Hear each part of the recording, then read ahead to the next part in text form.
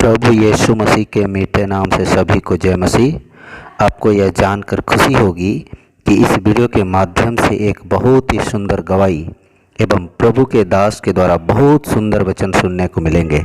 मेरा विश्वास है आपको अवश्य इससे प्रेरणा मिलेगी। आइए हम पास्टर फिनी सामुएल से सुनते हैं। फोन की अमेरिका,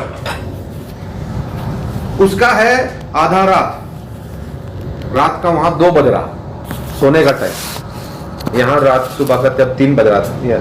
टाइम 12 घंटा का फर्क होता है ना। फोन की, हम बोले इतना रात में तुम क्यों फोन कर रही है? बोली नहीं मालूम, थोड़ा सा अच्छा नहीं लग रहा था, ऐसा लगा फोन करके तुमसे पूछे कैसे हो। हम बोले हम ठीक है। तो फिर उसने पूछा कहाँ पे हो? हम बोले बाहर है। ये नहीं बोला गाड़ी दुकान पे, हाँ बाहर में कहाँ है स्पेसिफिकली? तो बोला एक गाड़ी दुकान में। गाड़ी खरीद रहा? हाँ गाड़ी खरीद रहे। ओ अच्छा ठीक है तुम अपना काम कर लो। बस इतना बात हुआ था, ठीक है, इतना ही बात हुआ। उसके बाद मैं अपना मैनेजर से बात करने गया, मैनेजर से बात करके आ गया। 3:30-4 बजा तो फिर उस बहन का फोन आया और उसने कहा एक बात मुझे बताना भूल गई। क्या? अरे मेरे पति ने 2 हफ्ता पहले बोला था पास्टर फिनी को फोन करके बोलो एक वो गाड़ी खरीद के उसको हम लोग देंगे। कब बोला था? 2 हफ्ता पहले। 2 हफ्ता पहले। मैंने कब प्रार्थना किया था? उस सुबह, प्रभु मुझे क्या चाहिए? आज एक गाड़ी से। वो बहन बोलना भूल गए, वो रात में भी भूल गई बोलना, उसको याद आया सुबह उठ के। तो उसने क्या किया, मुझे फोन किए। उसने कहा मेरा पति बोला था 2 हफ्ता पहले, हम बताना भूल गए।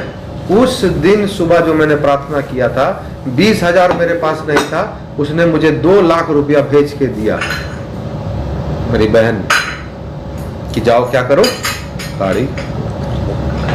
तो मेरा बोलने का मतलब ये है कि हमारी जरूरतों को कौन जानता? सिर्फ 2 लाख, मतलब 2 लाख पूरा गाड़ी का पैसा नहीं था, 2 लाख। फिर मैंने EMI, फिर मुझे EMI देने के लिए तो सारा बैंक दौड़ रहा था क्योंकि 2 लाख रुपया आ गया है ना, तो लोग को दिक्कत नहीं था। फिर तो आराम से गाड़ी निकल गई। फिर मैं EMI देते उसको कम से कम 2-3 साल तक, 3 साल तक मैंने उसकी EMI दी। वैसा मेरा पहला गाड़ी आया। जो मेरा बोलने का मतलब आपका ये है, परमेश्वर कहता है तुम मेरे क्या करो, धर्म और मेरे राज्य की खोज करो। मेरे धर्म मतलब धार्मिकता। हिंदी बाइबल में जहां जहां धर्म मिलेगा उसको धार्मिकता कर लीजिएगा। धार्मिकता मतलब राइचियसनेस, पवित्रता। तुम मेरी पवित्रता और क्या करो, राज्य की खोज करो। बाकी सारी तुम्हारी जरूरत की क्या हो जाएगी, उसकी चिंता ना करो। और जो नहीं मिल रही है तो उसके लिए भी धन्यवाद दो, प्रभु ये सही समय नहीं होगा।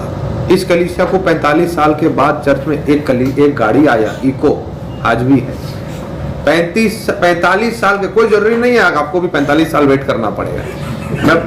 मैं उदाहरण बता रहा हूं। पर प्रभु को 45 साल लग गया एक गाड़ी देने, मगर प्रभु भला उस समय भी था, प्रभु भला आज भी है। उसी प्रकार यदि इस आशीष को, जो प्रभु की आत्मिक आशीष है, देखिए आत्मिक आशीष देखिए, उस समय कलीसिया 20 की थी, 40 की थी, 50 की थी, 80 की थी। आज कलीसिया बढ़ते जा रही है। इसको क्या बोलते हैं? आत्मिक आशीष बोलते हैं। परमेश्वर ने अपना काम रोका नहीं, बपतिस्माएं रोकी नहीं। और अब क्या दर्शन है इस कलीसिया का?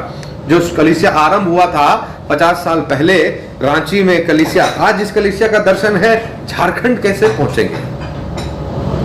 और हो सकता है मेरे जीवन काल में यदि हम इस झारखंड पहुंच जाएं पूरे, अब मुझे आशा है कि हम पहुंच जाएंगे, तो फिर हो सकता है मेरे बाद जो यहाँ पर बैठेंगे या जिस सेवकाई को चलाएंगे, उनका ये सोच होगा कि कैसे हम भारत को पहुंच सके।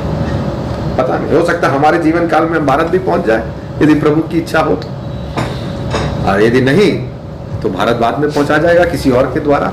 मगर कम से कम हम आगे की ओर बढ़ने की सोचेंगे, तो विचार तो करेंगे कि हमें आगे कहाँ जाना है। दर्शन तो हम रखेंगे कि हमें आगे काम करना है। इसलिए ये तब तक संभव नहीं है जब तक हम दुख उठाना नहीं सीखेंगे। बाइबल बताती है दुख उठा।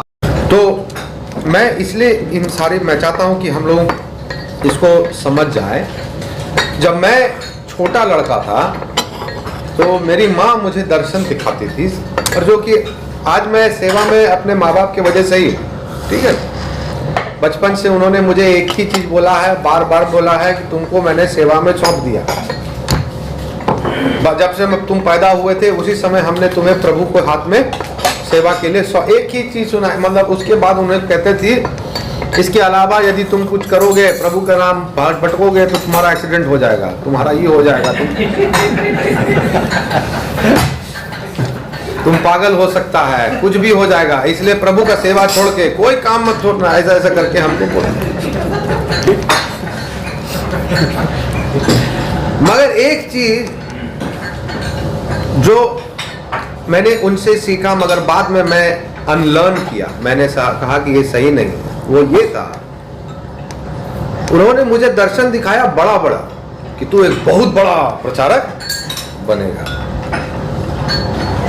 नाम बड़ा होगा। तो बचपन में मुझे सेवा ऐसा लगने लगा, जब मैं बड़े बड़े पादरियों को फोटो देखता था रोड में तो मुझे लगता था ओ एक दिन मैं वो बनूंगा। समझ रहे हैं ना? ऐसा नहीं है कि मेरे फोटो बड़े बड़े इधर उधर चिपके नहीं, चिपके, मगर जब मैं सीखा कि ये सही नहीं, ये आग्रह, ये इच्छा, ये बड़ा बनना, नाम और फोटो छपवाना, ये सही नहीं है। जो संसार में चला आ रहा है ये तरीका सही नहीं है। मैंने लोगों से कहने लगा भाई ऐसा मत करो, मेरे फोटो को मत डालो। टीवी में मुझे प्रचार करने के लिए शुभ संदेश वालों ने मेरे साथ 2-3 मीटिंग उन्होंने किया। मैं जहां भी गया, हैदराबाद गया तो वहीं पकड़ लिया, दिल्ली गया तो वहां पकड़ लिया, दूसरे मीटिंग में गया तो लोग पकड़ लेता और बोलता आप कीजिए, क्यों नहीं कर रहे हैं? आपकी कलीसिया बड़ी है, आपका संदेश अच्छा है, आप टीवी में बोलिए, हम लोग सहायता करेंगे। यदि मेरी, देखिए टीवी संदेश से मुझे गड़बड़ी नहीं है, मगर मैंने कहा कि समय नहीं आया, मैं नहीं चाहता कि मुझे टीवी की पब्लिसिटी अभी मिले, मैं नहीं चाहता हूं मैं वहां जा सकूं, क्योंकि मैं अभी तक उस सोच में नहीं आया कि टीवी में जाना अभी मेरे लिए जरूरी है। यहां तक कि हम लोग YouTube लाइव भी करें कि नहीं करें, ये लॉकडाउन नहीं होता तो हम लोग YouTube लाइव भी नहीं जाते, शायद नहीं जाते, क्योंकि उसमें भी जाने के लिए मुझे संघर्ष करना पड़ रहा था कि क्या मैं क्यों कर रहा हूं, मुझे सही कारण चाहिए करने के लिए। लोग बच रहे हैं, ऐसी गवाही आ रही है तो मुझे करने की उत्साह मिलती है। अपने नाम के लिए नहीं, हमें अपने नाम को कम करना है। जैसे वो गीत कहता है, तू बढ़े और मैं क्या करूं, घट घटूं। अब बहुत अच्छी गीत है, क्योंकि कोई नहीं चाहता अंदर से कि तू बढ़े और मैं घटूं, सब चाहता है तू बढ़े मगर मैं भी बढ़, यही चाहता, हमारी इच्छा यही है।